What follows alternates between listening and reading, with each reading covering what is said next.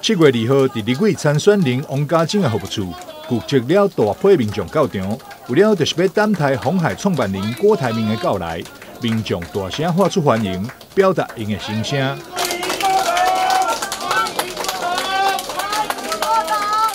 中華民國面臨生死存亡的關頭，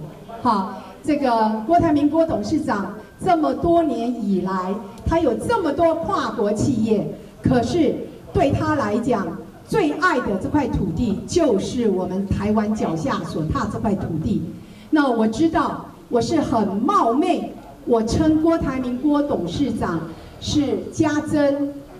我自己擺在心裡的我們的國民黨自己人，所以呢，謝謝郭董來看家珍。除了來為王家正的選舉加油，郭台銘也提出台灣面臨五欠的狀況，也盡一切可能改變台灣。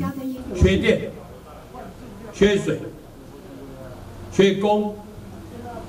缺訂單、缺技術的研發的政府的牽引，所以這5缺，我記得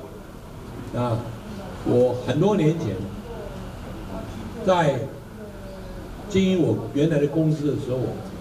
經過工業總會都在跟政府一再的呼籲這5缺。缺電的問題、缺水的問題、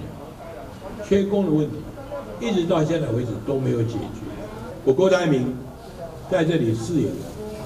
我一定希望給大家帶來希望，我一定盡我的全力，盡我的經驗，盡我一切的可能，讓台灣改變，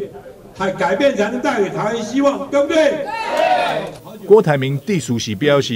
伊行到台灣各地攏有闻到一個味，就是台灣希望改變，伊一定會讓大家再來希望，盡伊的專力、經驗甲一切可能，讓台灣改變。